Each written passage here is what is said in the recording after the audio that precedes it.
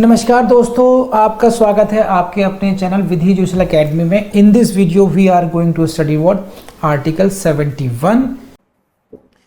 Very important 71 and 61 very important भाई, बहुत important है। ये टेक्निकल भी है, कई क्वेश्चन बनते हैं यहां से। देखो,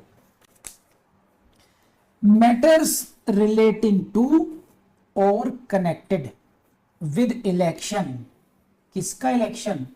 राष्ट्रपति का इलेक्शन, प्रेसिडेंट का इलेक्शन या उपराष्ट्रपति का election, election of the president और वाइस प्रेसिडेंट, इनसे संबंधित मामले, हिंदी में इसको बोलते हैं राष्ट्रपति या उपराष्ट्रपति के निर्वाचन से संबंधित या संसक्त विषय। All doubts and disputes arising out of और in connection with the election of the president और vice president shall be inquired into and decided by the Supreme Court। P4 prelims यही निकाल दीजिए। And again next question, whose decision shall be final। क्या मतलब है इस बात का, समझाता हूं। रजनी मैडम ने बड़ी मुश्किल से प्रेसिडेंट का इलेक्शन कंटेस्ट किया और जीत गई। She has become the president, got it. Madam Parul, she become vice president, जीत गई। लेकिन इनके जो अपोनेंट्स थे, now they are questioning that there is some in conducting the election, कुछ ना कुछ इरेगुलरिटी हुई है, अनियमितताएं हुई हैं, and now they are doubting the result कि कुछ अनफेयर हुआ है। So there are doubts and disputes regarding the election of president और वाइस प्रेसिडेंट। तो हम 71 दोनों की बात कर रहे हैं। राष्ट्रपति और उपराष्ट्रपति के चुनाव से संबंधित कुछ डिस्प्यूट्स हो गए हैं या कुछ जाकर के संदेह हो गया है, तो इन संदेह को दूर कौन करेगा? इलेक्शन कमीशन ऑफ इंडिया और supreme court of India. Answer is supreme court. यहीं से क्वेश्चन आएगा कि who shall inquire, who shall decide. This is none other than supreme court. Only supreme court करेगी, सर्वोच्च न्यायालय डिसाइड करेंगे। नेक्स्ट क्वेश्चन ये आएगा कि डिसीजन फाइनल होगा नहीं होगा। Yes, decision of the supreme court shall be final. तो यहां से सुप्रीम कोर्ट से क्वेश्चन आएगा, फाइनल से क्वेश्चन आएगा, आर्टिकल की संख्या से, नंबर से क्वेश्चन आएगा। 3 क्वेश्चन आएंगे। और फोर्थ क्वेश्चन सिर्फ फिरा हुआ एग्जामिनर, तो वो ये पूछ लेगा कि 71 जो है केवल जो इलेक्शन ऑफ प्रेसिडेंट की डिस्प्यूट की बात करता है या वाइस प्रेसिडेंट की बात करता है या दोनों की बात करता है।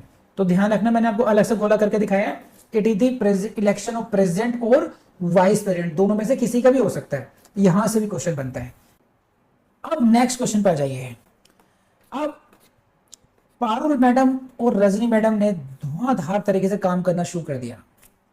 सुप्रीम कोर्ट में इंक्वायरी चल रही है और मैडम ने अपना शपथ दिलाओ, ये इसको अपॉइंट करो, उसको अपॉइंट करो। वहां गवर्नर नियुक्त कर दिया, पता चला Umesh Singh governor of UP है ना, Akshita madam governor of Tamil Nadu, appointment कर दिए। ठीक, बहुत सारे काम ही करते, 3 4 5 महीने लग गए इंक्वायरी होने में। अब आया सुप्रीम कोर्ट का वर्डिक्ट और सुप्रीम कोर्ट ने क्या कहा, पढ़ो। If the election of the president और vice president is declared void by the supreme Court. दिल टूट गया बुरी तरीके से। रजनी और पारुल रोए सो रोए। क्या हुआ? ये क्या हुआ? सुप्रीम कोर्ट ने कहा कि नहीं, यस, डाउट्स वर राइट और कुछ ना कुछ गड़बड़ हुई है, इलेक्शन गलत था, फ्रॉड था, and now that election is declared void. अब हो गया। तो पारुल मैडम ने और रजनी मैडम ने राष्ट्रपति के रूप में कार्य किया 4-5 महीने और उसके बाद में इनके जो इलेक्शन को वॉइड घोषित कर दिया गया। अब क्वेश्चन ये है कि जो 4-5 महीने इन्होंने काम किया, इन्होंने कई अपॉइंटमेंट कर डाले, बहुत सारे पेपर्स पे साइन किए हैं, कुछ ऑर्डर्स इशू किए हैं, वो क्या सभी वापिस होंगे? उनका क्या होगा? तो उसी के बारे में अगली लाइन है, ये क्वेश्चन है आपके लिए, यहां से क्वेश्चन आएंगे। एक्ट्स डन बाय हिम, कार्य किए गए in the exercise and performance of the powers and duties of the office of president and vice president. जितने भी कार्य किए गए हैं, ठीक है, in the exercise of powers of president and vice president, ऐसा केस में भी ऑन और बिफोर, इसको ऐसे ही कॉल करना, on or before the date of the decision of the supreme court. जिस दिन सुप्रीम कोर्ट का डिसीजन आया उस डेट को भी इंक्लूड करोगे आप। ऑन और बिफोर, यानी कि अगर 12/8 को डिसीजन आया तो 12/8 को जो काम किए गए उनको भी इंक्लूड करेंगे, on or before the date of the decision.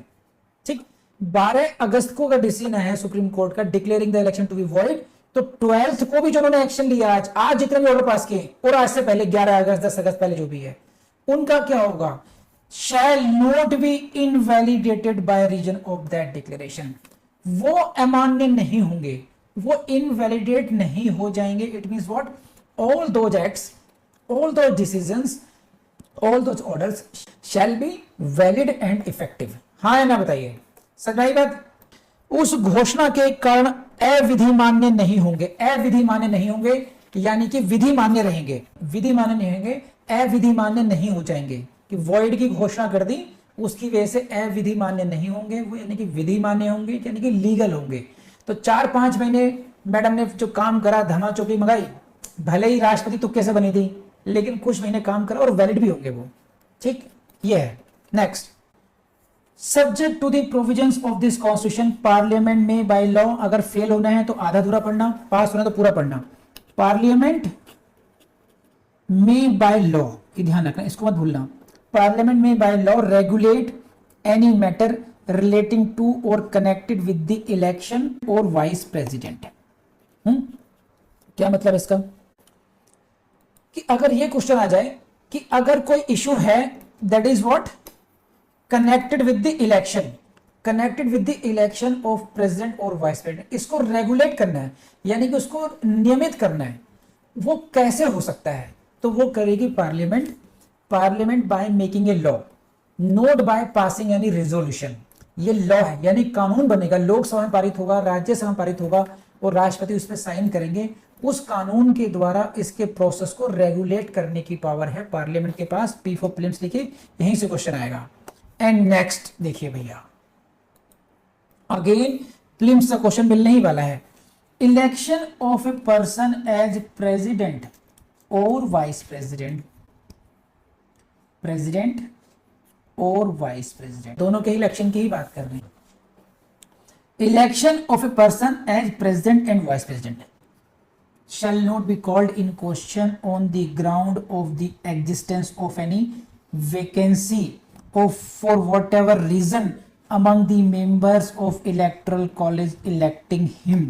समझिए इस बात को, जहां जहां गोले हैं लगा लीजिए।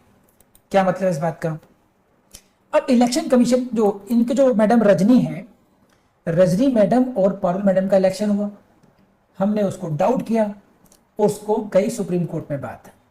अब एक ग्राउंड जो है खुशबू रानी ने क्या लिया कि सर जो कुछ सीटें जो है ना राष्ट्रपति और उपराष्ट्रपति के इलेक्शन में राज्यसभा के मेंबर ही पार्टिसिपेट करते हैं, कि हाँ करते हैं, लेकिन सर जब इलेक्शन था राज्यसभा की 50 सीट तो खाली थी उस समय, और पंजाब लेजिस्लेचर के भी कुछ सीटें खाली थी, सारे लोग थे ही नहीं सर, वो सारे लोग हमारे थे सर, वो सारे हमारे वोट कट गए सर। यानी कि जो इलेक्टोरल कॉलेज है, जिन लोगों ने वोट डाला उनको सीटें खाली थी, तो आपने चैलेंज किया बिकॉज ऑफ दोज वैकेंसीज। सही है कि राज्यसभा की कुछ सीटें खाली थी, पंजाब में कुछ सीटें खाली थी, तो पार्टिसिपेट नहीं कर पाए। इस ग्राउंड की कितनी वैल्यू है, इसको दोबारा पढ़ो आप। Election shall not be called in question, प्रश्न नहीं लगा सकते इस पर, on the ground of the, please कर लीजिए, on the ground of the existence of vacancy, हर एक गोले को पढ़ लीजिए बस। वैकेंसी के आधार पर चुनाव को आप प्रश्न चिन्ह नहीं लगा सकते हैं, क्वेश्चन नहीं कर सकते हैं, यानी कि अगर वैकेंसी है इससे कोई फर्क नहीं पड़ता है इलेक्शन ऑफ द प्रेसिडेंट और वाइस प्रेसिडेंट पर, बस इतनी सी बात है, यहीं से प्रेम से क्वेश्चन आएगा। Come on. तो आई बिलीव आपको बड़ा इंटरेस्टिंग आया होगा। देखिए ये टॉपिक बहुत इंटरेस्टिंग है और अच्छे तरीके से याद करने हैं आपने इसको, बस ये जिन जिन पॉइंट को मैंने हाईलाइट कराया, जहाँ जहाँ से बताया क्वेश्चंस आएंगे, आप उनको नहीं भूलेंगे। With this advice let's end this topic.